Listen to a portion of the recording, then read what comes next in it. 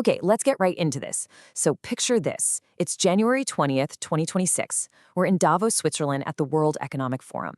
And suddenly, a series of social media posts drop that are about to signal a huge and very intentional break in how the world works. In the middle of the night, this just appears online, a unilateral claim. It's a simple post, but what it's saying is that Greenland, a sovereign territory, is now a matter of American security. And that's that. This wasn't a suggestion or a negotiation. It was framed as a fact, setting the stage for a massive international showdown. And just in case anyone missed the point, the claim was immediately followed by this really provocative AI-generated image. It's a brand new map of the world where American territory has just, radically expanded. It's a total visual shock tactic, and it's basically designed to scream a complete disregard for borders and alliances. So, you might be wondering, was this just some random, aggressive post? Not a chance. This was the opening move in what looks like a very calculated campaign, a Greenland gambit, if you will, designed to throw the entire diplomatic world completely off balance. And then, the administration's social media just unleashed a full-on digital barrage. Another AI image pops up, this time with a US flag planted in the Arctic. Then, private texts from the heads of NATO and France leaked and publicly mocked. And then, wow, a message gets reposted that completely flips the script on global security, calling institutions like the UN and NATO the real threat. But here's where it gets really interesting. This chaos wasn't just for an international audience. Oh no. The really wild part is how this external disruption was perfectly matched by an intense firestorm of attacks aimed right at domestic targets. And this right here illustrates the strategy perfectly. You see a post that claims to be standing up for American auto workers. A classic populist message, right? But the video attached to it had literally nothing to do with auto workers. It was about cutting federal money to so-called sanctuary cities. It is a textbook case of misdirection. You attach a popular idea to a completely unrelated and really divisive action. And the attacks just came from all directions. A member of the Federal Reserve got hit with fraud accusations. Protesters were dismissed as paid professionals and insurrectionists. Political opponents, including governors and a congresswoman, were just flat out called corrupt, with calls to jail or deport them. And then, to top it all off, old, totally debunked lies about the 2020 election were brought back to life and spread all over again. So, what happens? What's the real-world consequence when you pump this much instability into the system, both here and abroad?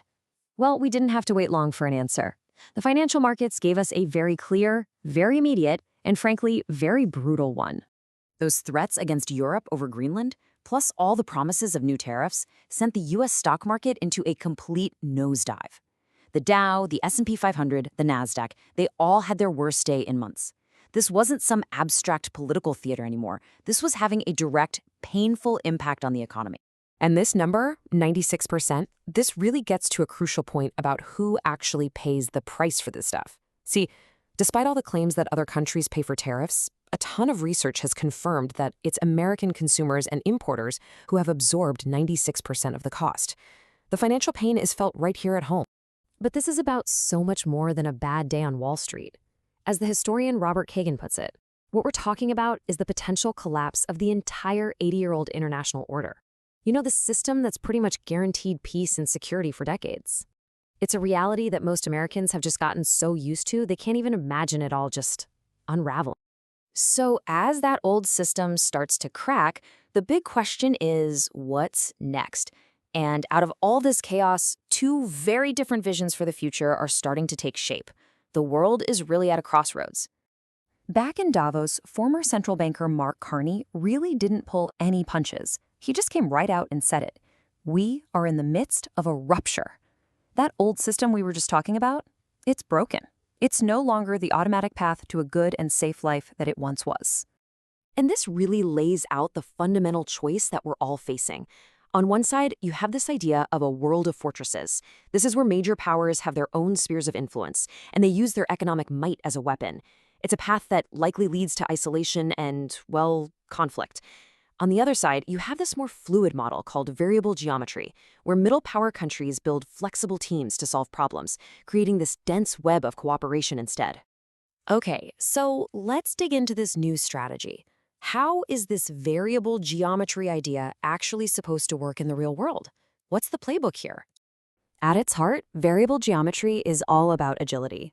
Think of it this way. Instead of being locked into these rigid, permanent alliances, countries can form temporary partnerships based on a specific issue. Need to tackle climate change? You build one coalition.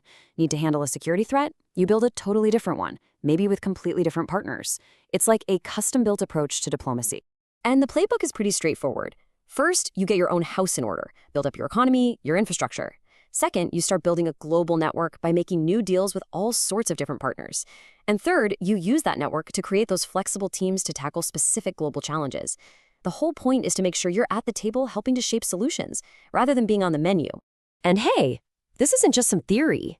You can actually see it happening. It's countries going out and making new trade deals with a wide range of partners. It's about forming these targeted groups to solve specific problems. And by doing that, they start to create a more balanced world. One where the superpowers aren't the only ones calling all the shots. And really, the big takeaway here is a powerful call to action. Mark Carney is basically saying that looking backwards is pointless. The old order is gone. Being nostalgic for it isn't a strategy. The real work, the real opportunity, is to take the broken pieces of this ruptured world and build something new, something bigger, better, and more just than what we had before. And so that leaves us with the fundamental question for our time, doesn't it? As the old certainties of the world continue to crumble, can this new, more flexible way of connecting and cooperating really be enough to build a stronger, more resilient future for everyone?